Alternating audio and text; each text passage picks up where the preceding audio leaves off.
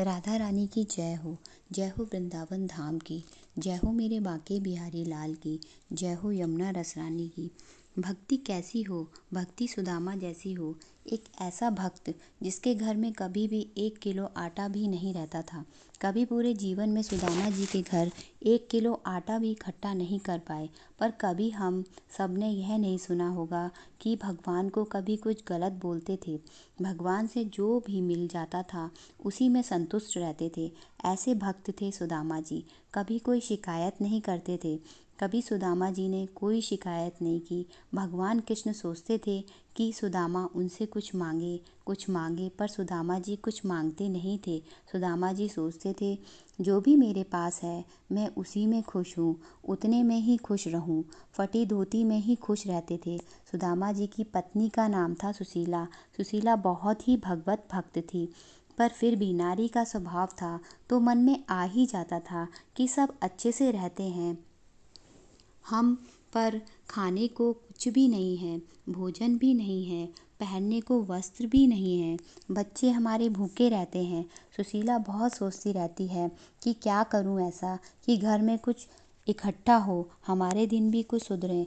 सोचती रही तो ठाकुर जी ने सोचा कि सुशीला की थोड़ी मदद करते हैं, सुशीला पर थोड़ी कृपा करते हैं, कुछ सुशीला की इच्छा पूरी करते हैं। तो ठाकुर जी भिक्षुक का वेश बनाकर सुशीला के घर पहुंचते हैं और बोलते हैं, भिक्षाम देहि भिक्षाम देहि।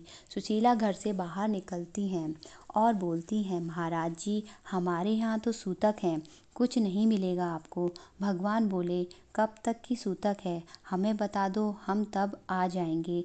1 दिन, 10 दिन, 1 महीना, कब तक हमें बता दो, हम तभी आ जाएंगे। सुशीला बोली, पूरे जीवन भर की सूतक है, यहाँ कुछ नहीं मिलेगा आपको।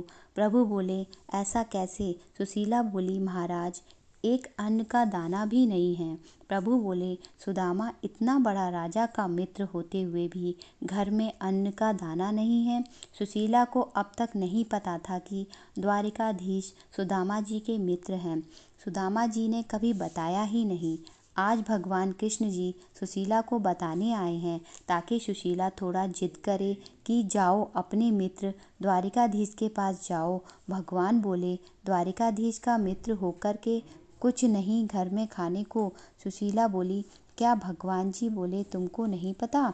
सुदामा द्वारिकाधीश का बचपन का घनिष्ठ मित्र है और कहते हैं कि दुख में तो मित्र ही साथ देता है। तो जा बोल अपने पति को, जाएगा द्वारिकाधीश के पास। मैंने सुना है द्वारिकाधीश बड़े दयालु हैं, सब पर कृपा करते हैं, तेरे पति को भी थोड़ा कुछ दे देंगे। अब सुशीला को लगा कि ये मौका सही है। सुदामा जी माला लेकर हरे कृष्ण हरे हरे राम हरे कृष्ण का जाप कर रहे थे।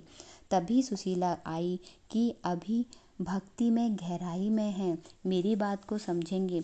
सुशीला बोली, सुनते हो जी? सुदामा जी बोले, बोलो। सुशीला बोली, द्वारिका वाले द्वारिकाधीश आपके घनिष्ठ मित्र हैं।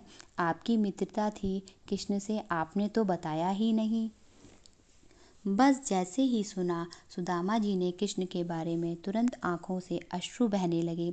सुशीला बोली, एक बात बताओ, कब के मिले हो उनसे? गुरुकुल में पढ़ते थे तब मिले थे, उसके बाद मिलना नहीं हुआ। सुदामा जी बोले। सुशीला बोलती है, कैसे मित्र हो आप? कृष्ण जी से मिलने की आपने कभी सोची नहीं? क्यों? जैसे हवन कुंड में आहुति डाल देना। सुदामा जी को कृष्ण जी से मिलने की इच्छा तो थी ही, सुशीला ने उसमें घी डाल दिया। कब से नहीं मिले आप, एक बार तो मिल लो जाकर। सुदामा जी को बोलती हैं, लो ये पोटली, इसमें थोड़े से चावल हैं, आप इसे ले जाओ अपने मित्र को दे देना। सुदामा जी बगल में दबाकर चल पड़ते हैं ठाकुर जी से मिलने के लिए। उनके पास कुछ भी नहीं है, उनके पास एक चवन्नी भी नहीं थी, एक ढेला भी नहीं था। हारे को हरि नाम के भरोसे वो चल देते हैं, हाथ में माला लिए माला फेरते हुए चलते जाते हैं हरि नाम लेते हुए। बहुत सारी रुकावटें आती हैं मार्ग में और अंततः सुदामा जी द्वारिका पहुंच जाते हैं। द्वारिकाधीश तक सूचना पहुंची कि प्रभु द्वार पर आपका एक मित्र मिलने आया है। हे राजाधिराज, लगता तो नहीं है कि वो आपका मित्र है, पर कह रहा है कि मैं आपका मित्र हूँ। बस ठाकुर जी को इतना सुनना था और प्रभु दौड़े और सुदामा जी को गले से लगाया और प्रभु ऐसे मिले सुदामा जी से जैसे दो नहीं एक ही शरीर हो। अंग से अंग लगाकर सुदामा जी और ठाकुर जी रोए जा रहे हैं और गदगद हुए जा रहे हैं। छुड़ाओ तो छूटे ना, छुड़ाओ तो छूटे ना, ऐसे एक दूसरे को हृदय से लगा लेते हैं। राजाधिराज ठाकुर जी ने सुदामा जी की दुर्बलता को देखा। जब गले मिलते हैं तो सुदामा जी क्या सोच रहे हैं। प्रेम देखिए सुदामा जी का। अरे मेरे शरीर तो इतनी दुर्बलता है कि हड्डियां बाहर निकल रही हैं। कहीं ये हड्डियां मेरे कृष्ण के कोमल अंगों को गढ़ ना जाएं। ये सोच रहे हैं सुदामा जी और पीछे हट जाते हैं। कृष्ण जी ने सुदामा जी को आसन पर विराजमान किया है। हाथ में बगल में पोटली बंधी है। भगवान चाह रहे हैं कि सुदामा जी अब कुछ बोलें, कुछ मांगे, अपने घर का हाल बताएं, पर सुदामा जी पक्के हैं, अपने घर का कुछ हाल नहीं बताते हैं। उल्टा जो देने के लिए लाए थे वो भी देने में सकुचाते हैं कि चावल है, पता नहीं कितना पुराना है। मेरे कृष्ण ने खाया तो उनके पेट में दर्द ना हो जाए, तो वो कहेंगे कि पता नहीं ये ब्राह्मण ने क्या खिला दिया। ठाकुर जी पूछ रहे हैं कि क्या छुपाया बगल में, दिखाना। नाना कन्हैया कुछ नहीं है, बस ऐसे ही। ठाकुर जी बोले, हम त्रिलोक के स्वामी हैं, कण कण की जानते हैं, हम अंतर्यामी हैं।